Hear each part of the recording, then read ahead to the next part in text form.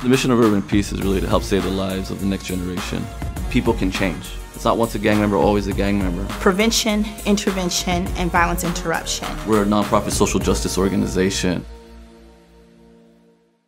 My name is Fernando with the Urban Peace Institute, and we're exploring the work of peacemakers and the efforts on the front lines to reduce violence and prevent community violence, and to reduce violence and create community safety. So today we're speaking with one of the gang intervention leaders and elders in this movement, Skipp Townsend. Skipp's been a longtime partner and leader in the intervention field, not only in LA, but also supporting cities across the country on implementing violence reduction strategies, gang intervention, and other safety, community safety, addressing various community safety needs. So we're happy to have him here. Thank you, Brother Skipp, for joining us. Well, thank you for having me. And I got to get used to the word elder. Well, you know, that's the thing, man. There's not too many people around these days, man. So when you look behind, when you look in front of you and there's not as many people in front of you, it's like you're the ones, you know? So, so just to get started, we wanted to make this just a conversation, but maybe tell us briefly about your work to keep peace in the streets and the organization that you work for. I know you do a lot of work with Second Call. So please share. Yes, indeed. So the one thing that I do every day is save lives. That's the main objective. Whatever avenue or whatever tool I could use to do that, that's what I do. Second Call is the agency that I use to do it with. You know, a lot of people are independent, and, you know, I choose to use Second Call as an outlet. So there are many facets of Second Call.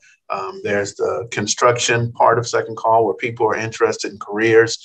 I also facilitate classes in the LA Orange County Building Trades. There's the MC3 curriculum, multi-craft core curriculum, and I'm a facilitator. But my facilitation is not how to swing a hammer. It's not how to be a great employee. It's how to be a better person.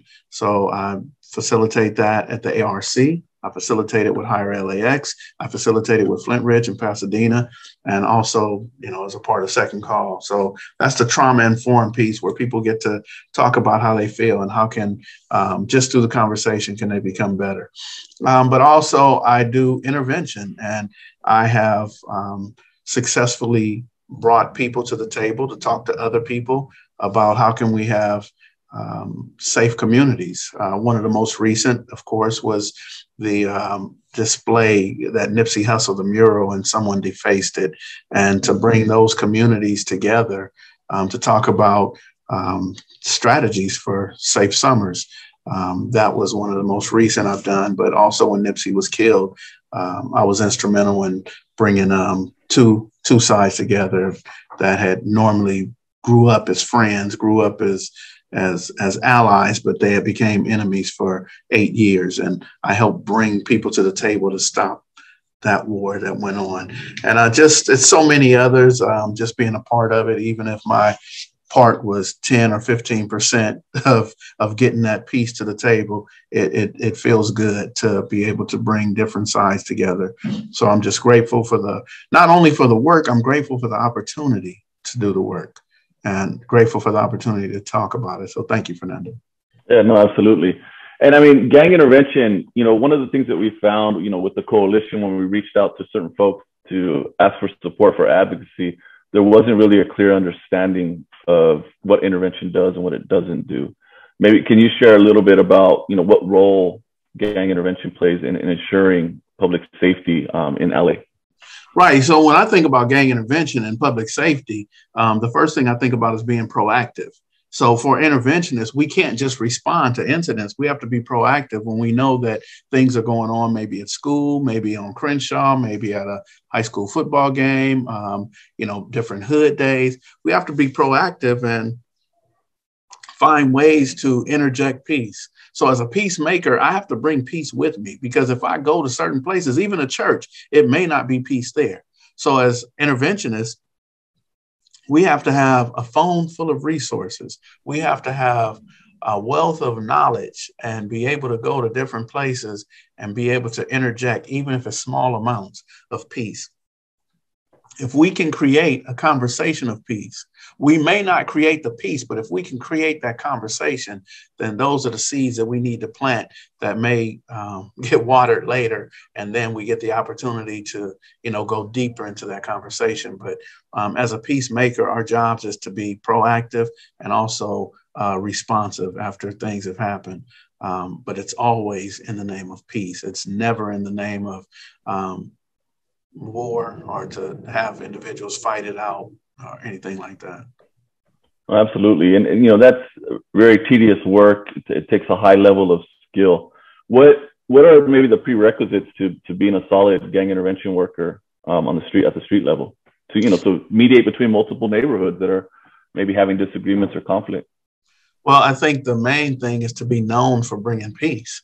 I think that when individuals come into conflict resolution, if they've never been in conflict resolution before, if all they know is conflict and chaos, then people are going to maybe not take them serious. Like, okay, you're the guy who writes on the wall. You're the guy who shoots. You're the guy who's always been in the middle and been an antagonizer. So I think that they have to be known as being the one who bring peace, and people have to feel comfortable about that. That's considered partially a license to operate. But within that license to operate in the community, do the individual have the license to operate in other communities? Is that same level of respect given to them outside of their own community, to where they can speak at a table and not be held accountable for their entire neighborhood and known as a peacemaker? Certain things like the relationship with the community itself. People can't believe that, okay, well, he's talking too much to the law enforcement, or, have relationships with people who are with the block clubs who tell on people and stuff like that. So it's a slippery road to skate on.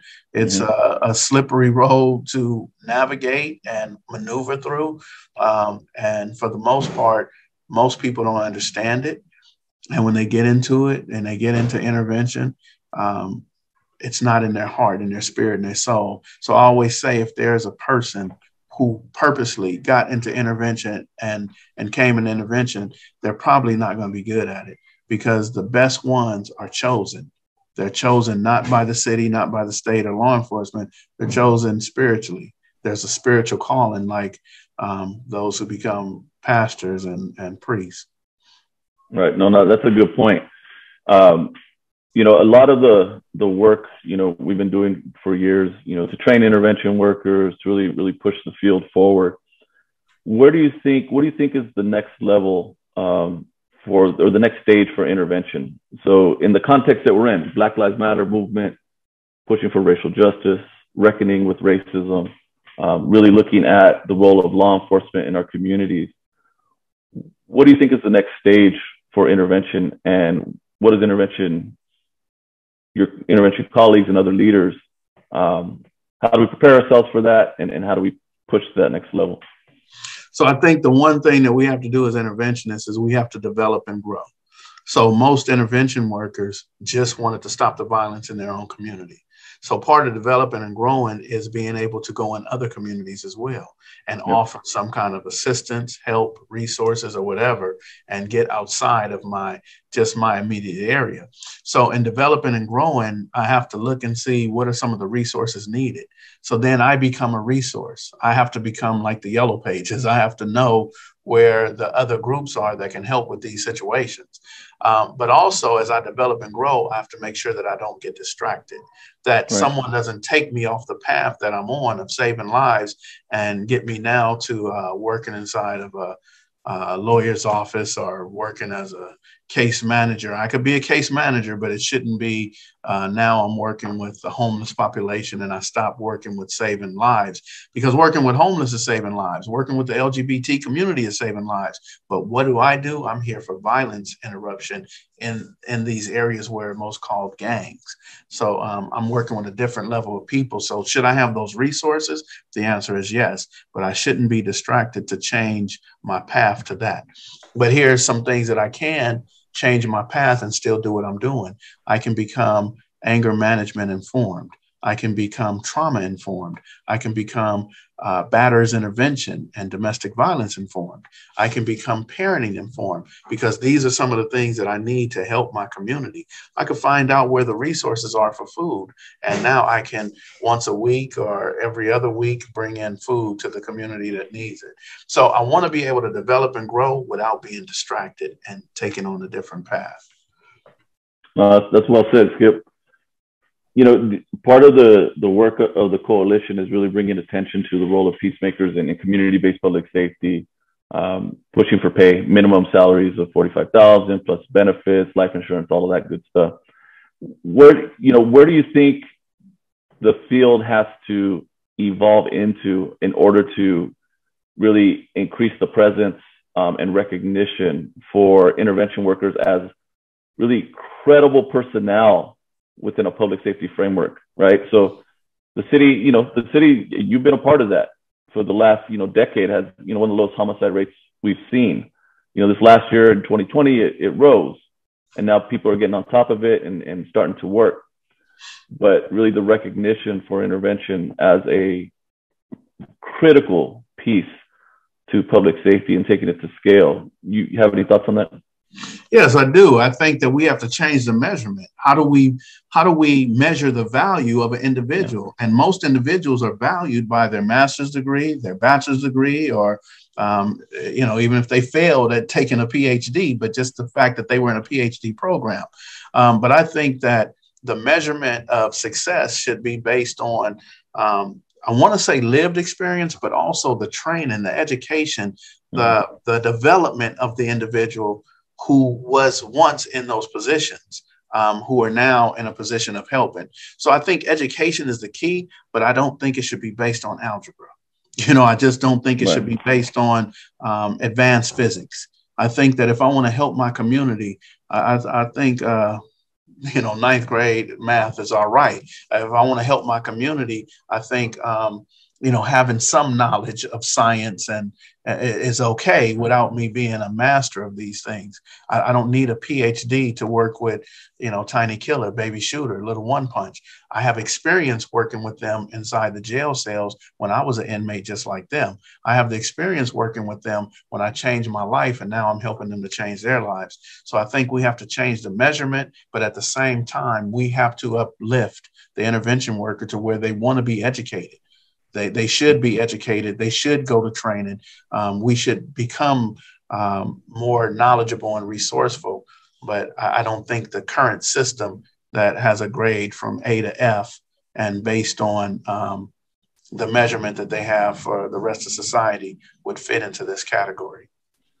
Yep. Thank you for that. Second call.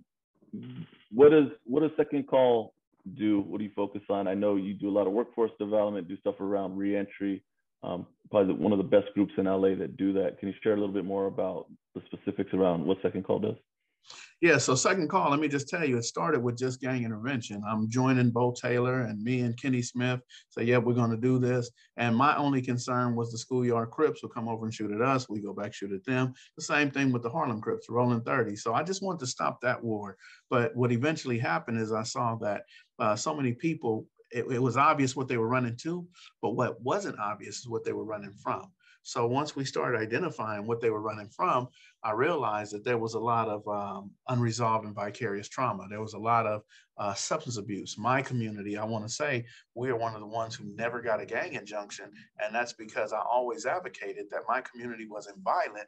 My community was under the influence of drugs, under the influence of whatever substance. There were so many people who were running naked on the freeway and, they were just out of control. One guy tried to jump off a roof, and we had different issues. We never learned how to heal. So Second Call became a healing aspect. And when I met with Big John and he saw that I wasn't successful at getting these guys jobs, he brought to us the careers. And when we got into the careers, now everyone wants a career. So now we became worldwide. We're internationally known now because we get careers, but everyone isn't healthy.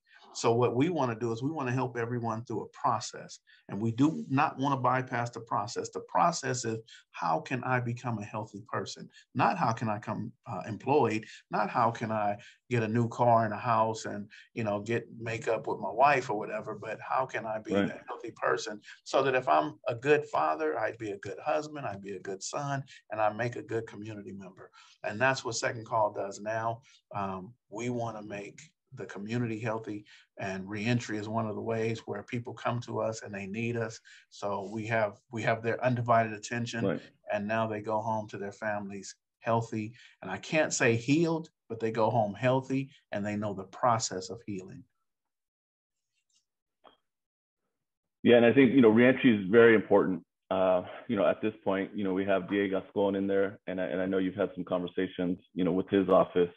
What do you think about some of these changes that are being made? LA's or California really has been at the forefront a lot of criminal justice reform in the nation. And having George Gascon in LA County is really changing things up a bit. Do you have any thoughts on that? Yeah, I'm actually very disappointed with people who openly oppose George Gascon. And I'm going to tell you why, not because of political reasons, but because the way I see it as people who want to be unfair, people who use fear to promote fear in others. Because what I've heard from George Gascon, and I can't say what he said, I can only tell you what I've heard, is that he wants to give people who commit murders a life sentence. That's what I hear from him. People who commit robberies, people who commit rapes, he wants to give them 16 or 20 years in prison. So he's not saying to let anyone go or let them off. What I've heard him say is, let's not give them enhancement. So if someone comes and they rob someone and they have a gun and the sentence for that is 16 years, let's not give them 16 plus 25 for bringing a gun. Let's give them 16 years for their robbery. Let's send them to jail with 85% of their time. And that means they have to do 14 years for that robbery. But let's not put them away and never give them action at coming home by giving them an additional 25 years for a gun, an additional 12 years because they're gang involved. And we say now it's a gang enhancement. So what I hear him saying is, whatever the crime is, let's charge these individuals with that crime. Let's send them to prison for their crime, but let's not stack the deck and give them ridiculous amounts of time to where they'll never come home. And the average person I know that comes home from violence like robberies and murders, they come to Second Call, and now they just built SoFi Stadium. Now they built Kaiser and Baldwin Hills. Now they're working at Conrack, was the people mover. And this is going to be the biggest parking lot for rent-a-cars in the United States, really. And it's $1 billion project. And now these people are taking care of their families. But imagine after doing 27 years, if they still had 25 more to do. To me, it doesn't make sense. And that's what I hear from George Gascon. I hear, let's protect the people, let's hold them accountable, but let's not overdo it. Right. No, that's awesome. I mean, one is to have that kind of conversation, with the county DA. And I think for what Second Call does as far as folks getting out, because there's folks that have been down for a long time coming out to have access to employment, Most of the people I think and ones that I know is that no one wants to go back. No one wants to go back. They want to stay out, but they need that support. So I'm happy Second Call is there, doing that work. Not only with folks coming out, but also to help keep peace on the streets. You've been a part of you're part of the coalition, the LA Violence Intervention Coalition. We're pushing at the local level, state level. Why should they fund? Why should the government fund Peacemakers? Well, I think the reason why the government should fund Peacemakers is some of the things that we talked about already about interventionists and peacemakers being proactive. So it's real easy to go. And as you stated earlier, last year, there was a 3% or whatever it was rise in homicides in LA, and also earlier this year. So it's easy to count how many shootings we have, how many homicides we have. But what is the measurement that we use to count how many didn't happen? Because of every conversation, I'm not just going to say myself, but every conversation that Detours has, that Chapter 2 has, every conversation that Helper Foundation has, Second Call has, ARC, Homeboys Industry, every conversation that is a positive conversation where there is a life saved. How do we count that? because if I have a conversation, I just came from a conversation with about 8 or 9 people, but it's not documented. I don't write down, I don't tell the news cameras, I don't report it to the city, I don't report it to the county. So those are probably 8 lives saved, but how do we document it? And as we're talking right now, let me guarantee that there is somebody who's a grid contracted employee. Let me say there's someone who isn't grid, non-grid, who's having a conversation right now that's going to save a life. And these are the peacemakers. How do we validate that? Or how do we, and that's what I was saying, I get so upset because how are there people who want to not validate that? There are people in our society who says, no, that has no validation. What we need is police officers. And what happens is police officers have a dispatch. Someone calls the police officer, calls dispatch after something happens, and they're reporting that something happened. And now police respond to something that has already happened. Where intervention workers, we don't have that dispatch. We get dispatched by being in the community. We get dispatched by community members, by churches, by individuals who say, I need your help. So we are proactive. And once we respond and that life is saved or that situation is saved, how does it get measured? That's the key to why they should be funding Peacemakers, because we're the reasons why a lot of people are safe at night. It's because of us. Yeah, well said, Skip. That's like the clearest articulation I've heard of intervention in a long time, as far as the framing and and what it is. I mean, in your dream of dreams, in 5 years, where would you like to see this field? And I'm talking about this field of intervention. I'm talking about the reentry, really the community-based involvement in creating public safety and creating peace in our community. I think in 5 years, I think for ways to reimagine public safety and intervention as that way that we reimagine public safety, to where interventionists are continuously being trained in effective communication, trained in professionalism, trained more and more on how to interact with community members. And I think that that's what I'd like to see with intervention in the next 5 years, is that not that we have less police officers, but they're responding to less of the community-based issues. And now we have intervention workers, ambassadors, who are now stepping up, who know how to deal with minor disputes. As long as there's no weapon involved, let us use intervention, let us use ambassadors to respond to these situations and bring peace and bring calm. Let's look for ways to not have armed security. Let's look for ways to have, we arm the security with the knowledge that they have, with the knowledge that they already have in the community. And when I look at intervention workers, is that they already have a lot of knowledge. They already have a lot of things that are working in their favor.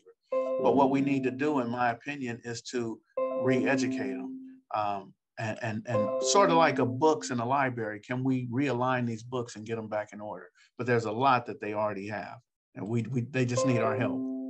That's how I see it. Yeah. If we're also trying to get intervention to get a little younger, right? We need to bring in some of the younger generation. You all have been holding it down, for a long time, and I think we'll continue to blaze the trail. But for the next generation, if there's someone who's considering, becoming a peacemaker, what advice would you give them, and what message would you share with them? I think that the important message to anyone who want to get in this field is to not look for monetary gain, do not look for clout, do not look to reach a certain level where you're acknowledged, as that person, to do this work because humbly wanting to change the dynamics in the community, and even knowing that although the work that I may do for the next 15 or 20 years, I may not see the outcome, I may not see the change, but am I going to be good at helping people in the process? Because I think that a lot of people think that there's money involved, and that everybody who gets a nonprofit, there's so many people who get into an organization, and next thing I know, they're breaking away and they say, I want to start my own organization. And the more that we branch off, the more watered down intervention becomes. So I would think that And if I had the opportunity, if I could go back, I would definitely just stay with Unity One and all the things that we're doing in Second Call. It would have been another branch of Unity One, but it wouldn't have been a total different organization. I would have helped build what Bo Taylor had already spent 14, 16, 17 years of building. It just would have been my expertise in this one area. So I think that's the key, is not to, everybody says, oh man, I just got my nonprofit, help me with it. And Right. That's not the answer. The answer is no. I tell them, go volunteer for 6, 7, 8 months at a nonprofit, and then go try to work for the nonprofit at bottom line for about 2 or 3 different years. And then you'll understand what your expertise is, and you'll be able to add that. And that's how we help the community, not by branching off. Right. No, well said. Well said. So I'll wrap it up now, but thank you, Skipp, for taking time to speak with us. Always good to hear from you. At some point we should do another one, because at some point we want to get some of that history. I think you're an oral historian, where you know a lot of the history and players in LA. And I know you're putting some of that up on YouTube to get some of that history out there, which I think is important. So thank you for everything that you do, and all the work that you've been doing throughout the years to not only build up Second Call, but also to support the peace movement here and nationally. So thank you for your time. All right, appreciate it. Thank you, Fernando. All right.